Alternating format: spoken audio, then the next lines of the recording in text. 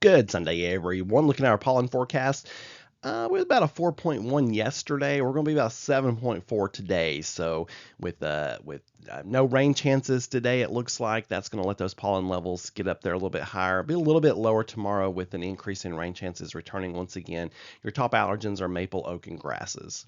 I'd mentioned yesterday there could be a low end severe weather risk today. That now looks like it's going to stay to our south. This morning I'm seeing a complex of storms in Georgia, a complex of storms in Mississippi, and another complex of storms up in northwest Arkansas, and they're all taking the same path that keeps them south and west of our area. So our high pressure that built in the wake of Friday night's severe weather is holding just enough to where I think it's going to keep us safe throughout throughout our Sunday. So today will be a no weather worries Sunday. Looking at our 5-day forecast, partly cloudy today, highs near 80, just a little bit of a west breeze at 5 to 10. Thank goodness that wind yesterday was intense. Monday and Tuesday, showers and thunderstorms likely. Some of those could be severe.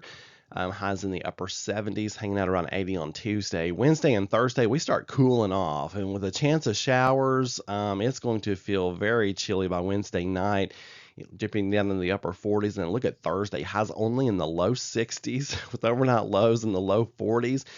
And not only will highs only be in the low 60s, it's going to be partly to mostly cloudy with a chance of showers and a northwest wind at 10, gusting to 25. So if you've missed the winter feel, that's coming back on Thursday, because after being near 80, that 63 with a northwest wind is going to feel very chilly. And don't even get me started on that 43 for a low. That is very chilly for this time of the year. Rainfall forecast, nothing today, doesn't look like, but we will add some rain to that gauge Monday and Tuesday, and then just a little bit on Wednesday and Thursday. Looking at our threat time frame for Monday, 10 a.m. to 6 p.m. as it looks right now. I'll update all of this tonight in a special update, but all threats are low end on Monday. But again, I'll monitor that as well and make sure that doesn't increase. Tuesday, all threats are higher than they were on Monday. Please check back for updates because timing and concern levels could increase as more data comes in. Right now, the main threat time frame looks like late afternoon into the early evening hours.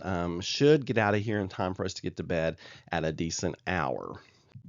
Looking at our extended threats, not looking at anything. Once we get past Monday and Tuesday, I can't see anything in the 7 to 10 or even 14-day outlook that looks concerning at this time. But I will keep a close eye on that.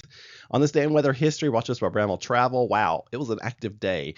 An F4 in southern Middle Tennessee, and then we had that F3 carve a half-mile wide path across Cumberland County. Thank goodness no one lost their life, although it was a miracle. 11 homes, 14 mobile homes destroyed. Gas leaks, trees down, power lines down. This was during class night, which was being held at Martin. And talk about interrupting the ceremonies. A very, very active event on this day in weather history. This tornado, when it barreled into Cumberland County, ended our 20-year streak of not having a significant tornado in Cumberland County.